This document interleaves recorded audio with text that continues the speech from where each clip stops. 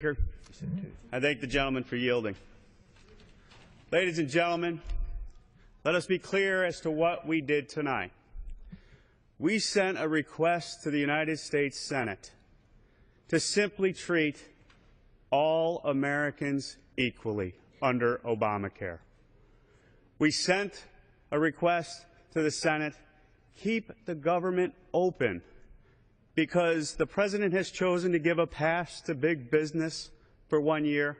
We're asking to give that pass to American individuals for 1 year. The law isn't ready. My colleagues on the other side of the aisle know it's not ready. Why can't we just treat American citizens, individuals, the same as our President, by his executive order, has said big business should get a pass? And most egregiously, why wouldn't you agree with us that members of Congress should not be treated differently under the law? You know the truth. To my colleagues on the other side of the aisle, Mr. Speaker, members of Congress are getting special treatment under this law because of what Harry Reid and the President did through the OPM.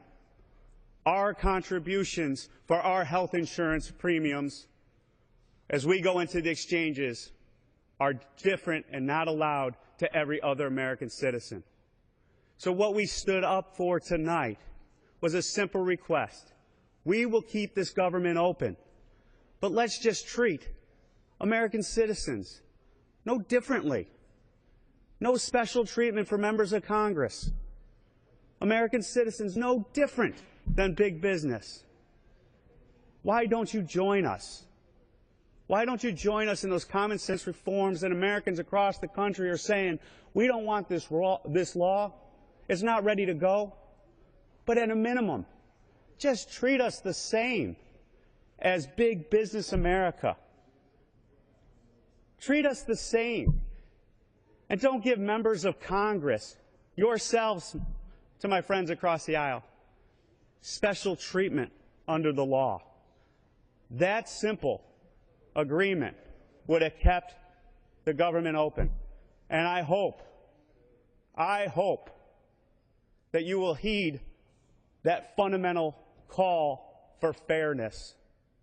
But yet, you turn your ear to the American people.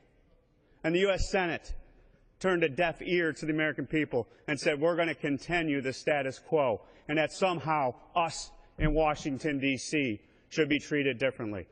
I reject that message.